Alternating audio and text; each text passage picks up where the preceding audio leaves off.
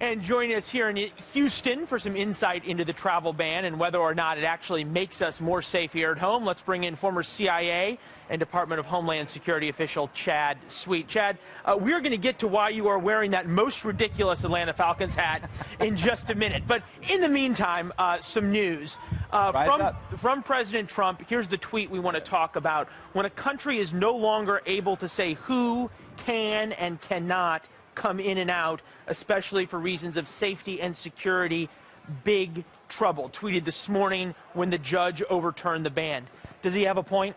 He does have a point. I mean, the fundamental responsibility of any government is the maintenance of its own national borders and security. So I think that fundamental point most Americans would agree with. How you implement it, that's a different story, and I think what we're seeing right now play out in the courts is the back and forth over how that's going to actually be implemented. But in the end, as we saw, even in the Massachusetts courts, which is no liberal court, it's not a conservative court, they found a very different view. And so this will have to be appealed up, and most likely with a 4-4 split on the Supreme Court, we're in uncharted territory as how this will be decided. Certainly, this is a constitutional issue, especially when you have different courts disagreeing. At some level, though, and you've been in charge of having to try and implement policy rather than just talk about the politics of it, there's practicalities here. There's hundreds of thousands of people coming in every week through America's airports.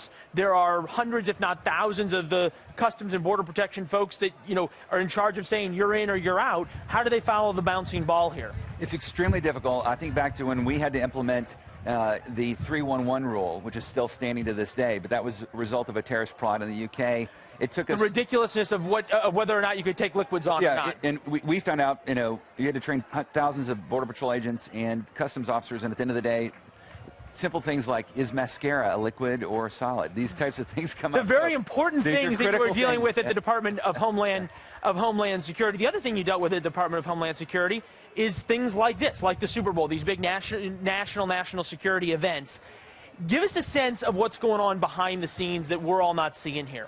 Well, it's a little bit like if you've ever been to Disney, there's tons of security that goes on behind the scenes. I had a chance to tour today and see a number of the behind-the-scenes technologies, facilities. This stadium was built, it's actually one of the younger stadiums in the entire NFL, and the technology that's here is implemented.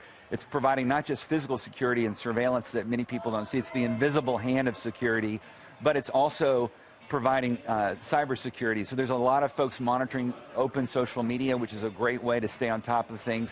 And they're also encouraging everyone here to be part of that effort. If you see something, say something. You can do it online through FBI.gov, or you can do it by any one of the local officers that are visibly showing the force. You do get a sense here that there is an overwhelming police presence, and this isn't even at the stadium. This is a couple of miles away where they're doing the NFL experience and those kinds of things. Give us a sense, lastly, though, and we know that you have much worse access than you used to in terms of your seats for tomorrow, although less stress. Yeah. Are we in a unique situation here with a new president, with a new Secretary of Homeland Security, or is there enough infrastructure behind that group to bring through sort of the necessary expertise and institutional knowledge for an event like this? Oh, one of the things that's great is the analogy I'd use is this is a little bit like the Pro Bowl, where you're taking all-star athletes from every level of government, federal, state, local, and even with a change of administration, the law enforcement community stays very solid and continuous throughout that. So this is an event that's called an NSSE, a National Security Special Event, with extra resources brought to bear from all levels of government, and this is going to be the Pro Bowl of law enforcement. All right, and